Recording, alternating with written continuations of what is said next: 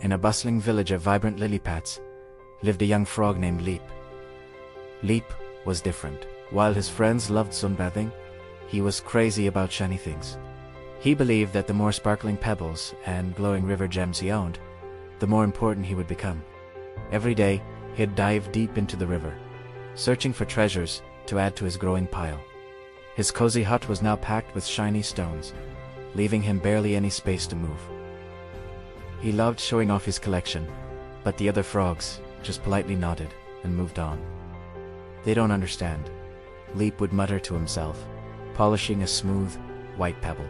"One day, they'll see how important I am."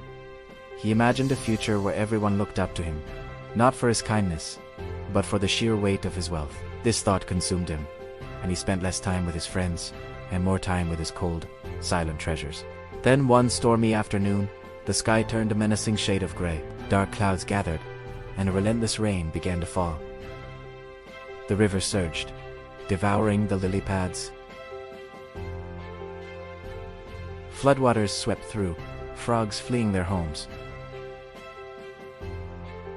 Leap watched in horror from his hut as the current grew stronger.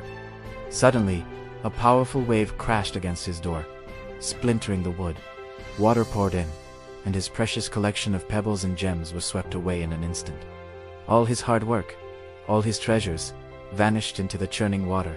He clung desperately to a floating log, heartbroken and alone.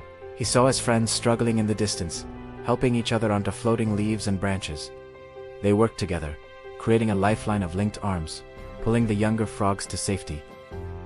A wise old frog named Elder Ribbit paddled over to him on a large piece of bark.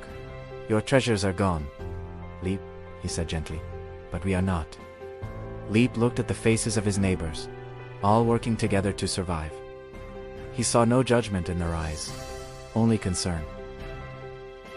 In that moment, something inside him shifted. He realized his shiny stones couldn't save him. They couldn't offer a helping hand or a word of comfort. His community, the very frogs he had overlooked, were his true treasure. With newfound determination, Leap joined the rescue effort. He was a strong swimmer, and he helped guide the smaller tadpoles to a high, sturdy branch. The storm passed, but the frogs stayed hopeful. They rebuilt with teamwork and a shared spirit. Leap gathered reeds for homes and shared his food, forgetting about shiny pebbles. He had found something far more valuable, the feeling of being needed. He was happy, truly happy, because he was important to his friends. Thanks for watching.